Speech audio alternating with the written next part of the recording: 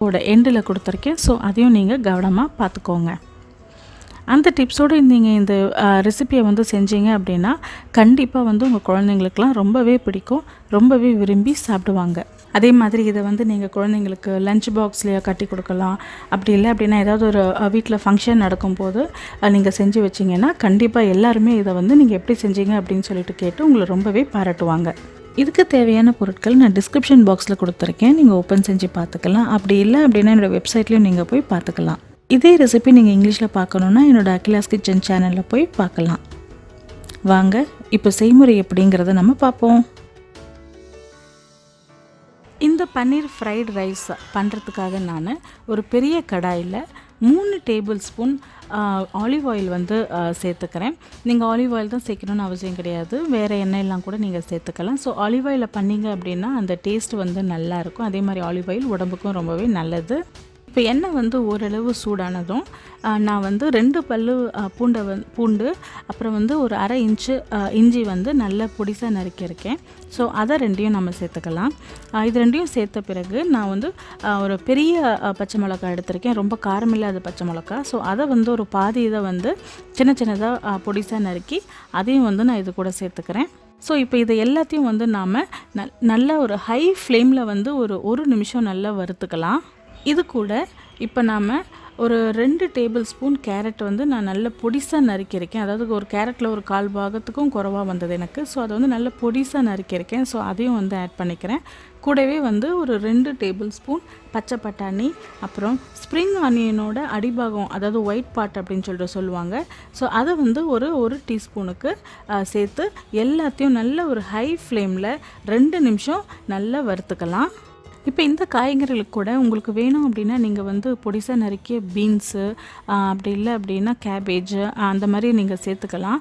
ஆனால் நம்ம பண்ண போகிறது வந்து பன்னீர் ஃப்ரைட் ரைஸ். அதனால் வந்து எல்லா காய்கறிகளும் சேர்த்து அது வந்து வெஜிடபிள் ஃப்ரைட் ரைஸாக மாறிடும்.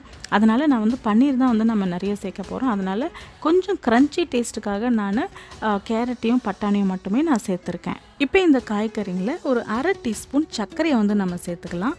சர்க்கரை வந்து அந்த கலரை வந்து காய்கறிகளோட கலரை வந்து ரீட்டைன் பண்ணும். அதே மாதிரி கொஞ்சம் க்ரன்ச்சி டேஸ்ட்டும் வந்து கொடுக்கும். அதனால் வந்து நம்ம கொஞ்சமாக சர்க்கரையை வந்து சேர்த்துக்கலாம்.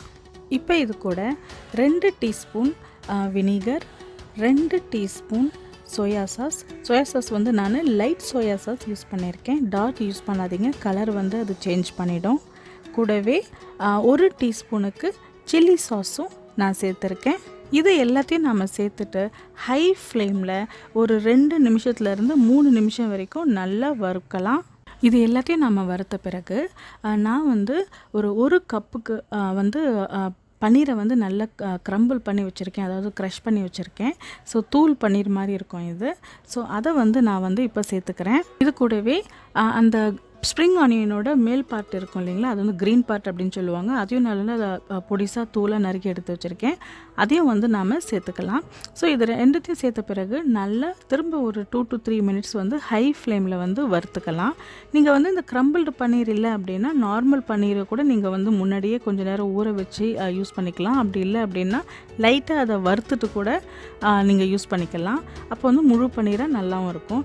இது வந்து க்ரம்பிள்டு பன்னீர் வந்து சாதத்துக்கு கூட சேர்த்து சாப்பிடும்போது நம்ம வந்து எக் ஃப்ரைட் ரைஸ் சாப்பிட்ற மாதிரி இருக்கும். அதனால் வந்து நான் இந்த மாதிரி க்ரம்பிள் பண்ணி யூஸ் பண்ணுறேன். 1 கப் பன்னீருக்கு நாம் 3 கப்பு குக்டு பாஸ்மதி ரைஸ் வந்து யூஸ் பண்ண போகிறோம். ஸோ இந்த பாஸ்மதி ரைஸ் வந்து நம்ம ஏற்கனவே நான் வந்து காலையிலேயே வந்து குக் பண்ணி ஃப்ரிட்ஜில் வச்சுட்டேன். அதை வந்து இப்போ நான் இதை பண்ணுறதுக்கு ஆரம்பிக்கிறதுக்கு முன்னாடி ஒரு அரை மணி நேரம் வந்து முன்னாடி வந்து நான் இதை வெளியே எடுத்து வச்சுட்டு இப்போ நான் யூஸ் பண்ணுறேன். அப்போ தான் வந்து அது நல்லாயிருக்கும் ஃப்ரைட் ரைஸுக்கு.